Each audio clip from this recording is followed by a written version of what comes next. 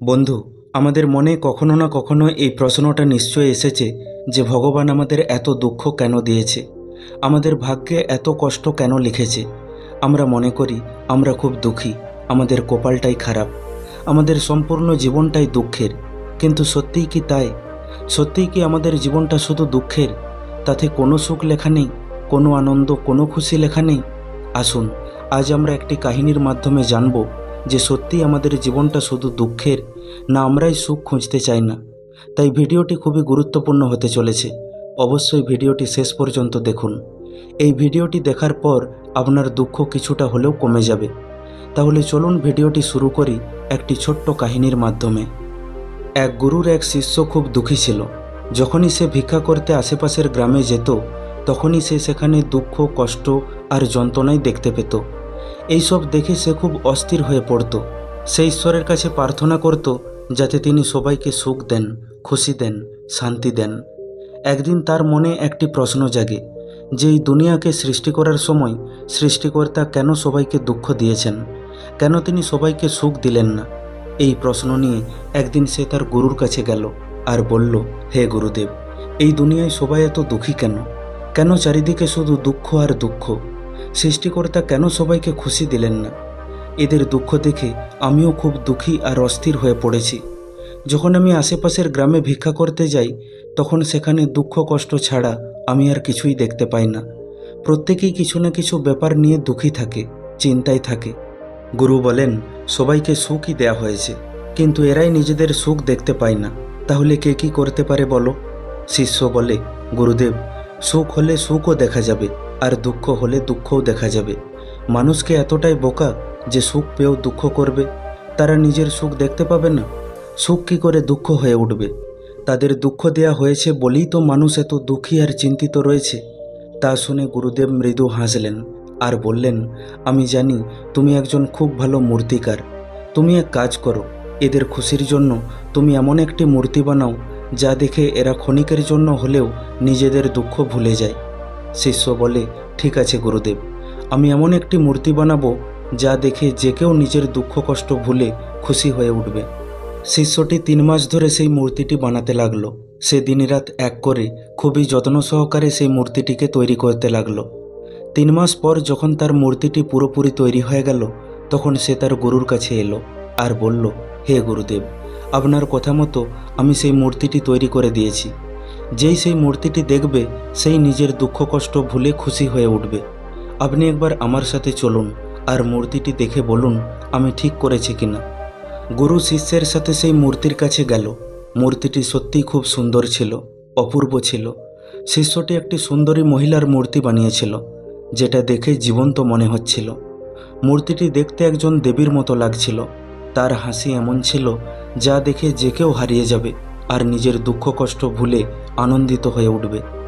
গুরুদেব বলেন, অতি সুন্দর, তুমি খুবই সুন্দর একটি মূর্তি বানিয়েছো। এটি অবশ্যই মানুষের দুঃখ কষ্ট ভুলিয়ে তাদের আনন্দিত করে তুলবে, তাদের খুশি করে তুলবে। কিন্তু আমি চাই তুমি এই মূর্তিটির মুখের মধ্যে যে কোনো এক জায়গায় একটি বিন্দু এঁকে দাও। বিন্দুটা এমনভাবে আঁকবে যাতে বিন্দুটা চট করে কারো চোখে না পড়ে, যাতে সেটা সহজেই বোঝা না যায়। শিষ্যটি তখন জিজ্ঞাসা করল, কিন্তু কেন গুরুদেব? গুরুদেব বললেন, তার কারণটা আমি তোমাকে পরে বলবো। শিষ্যটি সেই মূর্তিটির চোখের উপরে একটি ছোট্ট বিন্দু এঁকে দিল, যেটা ঠিক করে বোঝাও যাচ্ছিল না। তা দেখে গুরুদেব বললেন, খুব সুন্দর। তারপর গুরুদেব বলেন, এবার এই মূর্তিটিকে গ্রামের রাস্তার ধারে রেখে দেওয়া যাক। এরপর সেই মূর্তিটিকে গ্রামের এক রাস্তার ধারে রেখে দেওয়া হলো। তারপর গুরু আর শিষ্য সেই মূর্তির থেকে একটু সামনে এগিয়ে গিয়ে দাঁড়িয়ে রইল। কিছুক্ষণ পরই গ্রামবাসীরা সেই রাস্তা দিয়ে পেরিয়ে যেতে লাগলো। যেই সেই মূর্তির পাশ দিয়ে পেরিয়ে যাচ্ছিল, সেই প্রথমে মূর্তিটি দেখে খুশি হয়ে উঠছিল, আর তারপরই আবার দুঃখী হয়ে পড়ছিল। এরকমই গ্রামের এক ব্যক্তি সেই মূর্তিটিকে এক মনে দেখছিল, তারপর আফসোস করতে করতে এগিয়ে যাচ্ছিল। তা দেখে গুরু আর শিষ্য তাকে রাস্তার মধ্যেই থামালো, আর গুরু সেই ব্যক্তিটিকে জিজ্ঞাসা করল, কি হলো, তুমি বড় আফসোস করতে করতে যাচ্ছ, কি হয়েছে? ব্যক্তিটি বলল, ওখানে একটি মূর্তি দেখলাম, খুবই সুন্দর মূর্তি, এমন মূর্তি যেটা দেখলেই চোখ জুড়িয়ে যাবে, যেটা দেখলেই দেখতে মন যাবে। কিন্তু আফসোসের বিষয় হলো মূর্তিটিতে একটি খুঁত রয়েছে।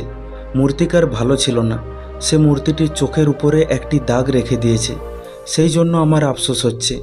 কত ভালো হতো যদি মূর্তিটির মুখের মধ্যে ওই দাগটা না থাকতো, তাহলে মূর্তিটিকে দারুণ দেখতে লাগতো, একদম জীবন্ত মনে হতো। শিষ্যটি তখন বলল, কিন্তু ওই দাগটা তো ঠিক করে দেখা যাচ্ছে না, সেভাবে বোঝাও যাচ্ছে না, তাহলে তুমি কি করে দেখতে পেলে? ব্যক্তিটি বলল, কি বলছেন আপনি? আমার প্রথম নজরই ওই দাগটার উপর পড়েছিল। এই বলে ব্যক্তিটি সেখান থেকে চলে গেল। তারপর দ্বিতীয় আরেক ব্যক্তি সেই মূর্তিটিকে দেখতে লাগলো।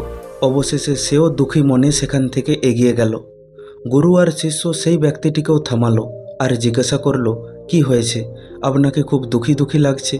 ব্যক্তিটি বলল, ওখানে একটি খুব সুন্দর মূর্তি দেখলাম, কিন্তু মূর্তিকার একদম বেকার ছিল। সে মূর্তির মুখের মধ্যে একটা দাগ রেখে দিয়েছে, যেটা আমার মনটাই খারাপ করে দিয়েছে। শিষ্যটি বলে, কিন্তু দাগটা তো সেইভাবে দেখাই যাচ্ছে না, তোমার কি করে চোখে পড়ল? ব্যক্তিটি বলে, কি বলছো ভাই, আমি তো পুরো মূর্তিটার মধ্যে শুধু ওই দাগটাই দেখছিলাম। শিষ্যটি বলে, তুমি ওই দাগটা ছাড়া এত সুন্দর মূর্তিটা দেখতে পাওনি? ওই ছোট্ট দাগটা রয়ে গেছে তো কি হয়েছে, বাকি পুরো মূর্তিটা তো সুন্দর। ব্যক্তিটি বলে, হ্যাঁ, মূর্তিটি সত্যিই খুব সুন্দর, দেখে মনে হয় একদম জীবন্ত এক মহিলা, কিন্তু ওই দাগটা না থাকলে ভালো হতো। ওই দাগটার জন্যই আমার মনটা খারাপ হয়ে গেল। তারপর এক এক করে সব গ্রামবাসীরাই সেই মূর্তিটি দেখল আর সবাই দুঃখী মনে সেখান দিয়ে পেরিয়ে গেল। অবশেষে রাজা তার রথে করে সেখান দিয়ে পেরিয়ে যাচ্ছিল।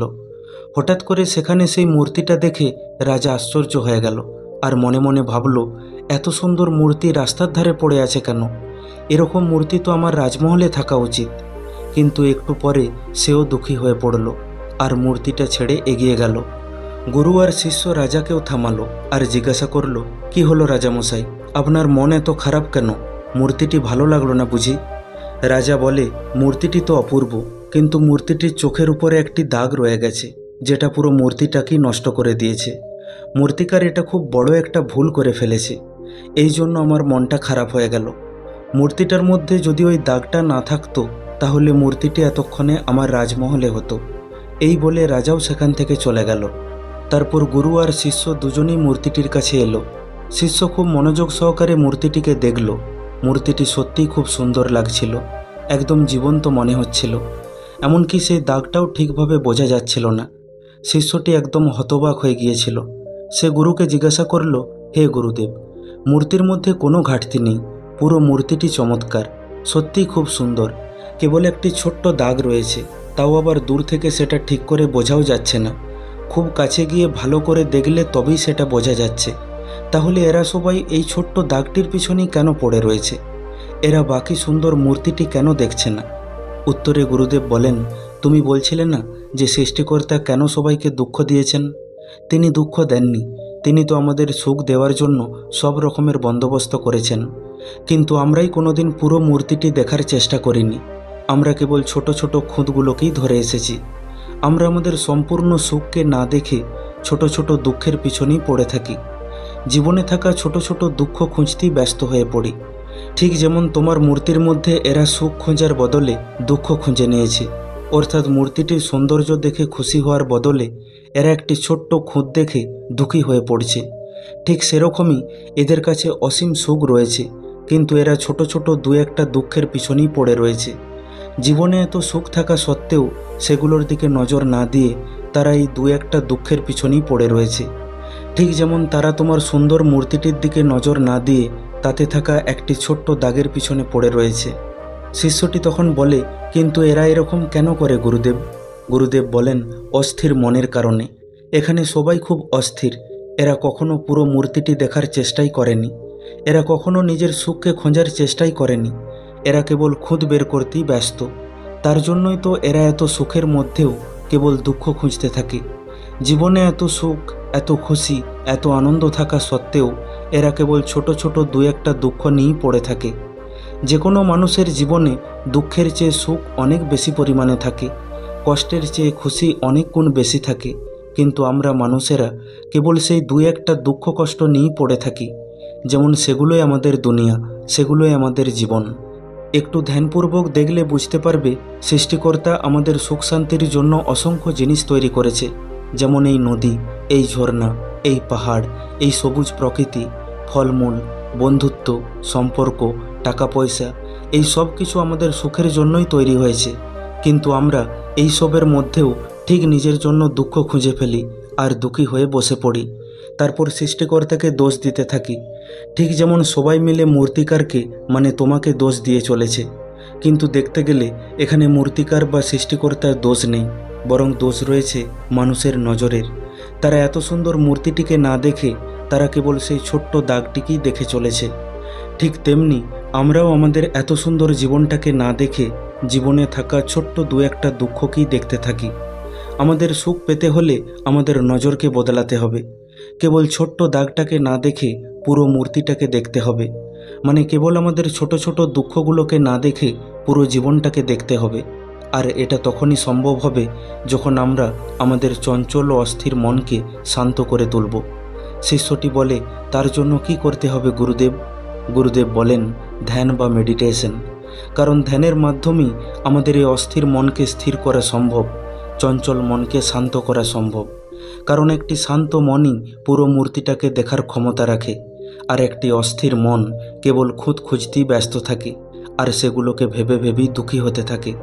শিষ্যটি বলে, আমি আপনার সব কথা বুঝতে পেরেছি গুরুদেব, কিন্তু বন্ধু, আমরা কি বুঝতে পারলাম যে কিভাবে আমরা সুখী থাকতে পারবো? কমেন্ট করে অবশ্যই জানান।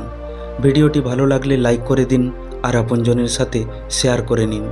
প্রতিনিয়ত এই রকম শিক্ষামূলক ভিডিও পেতে এখনই আমাদের চ্যানেলটিকে সাবস্ক্রাইব করে পাশে থাকা বেল আইকনটিকে দাবিয়ে দিন।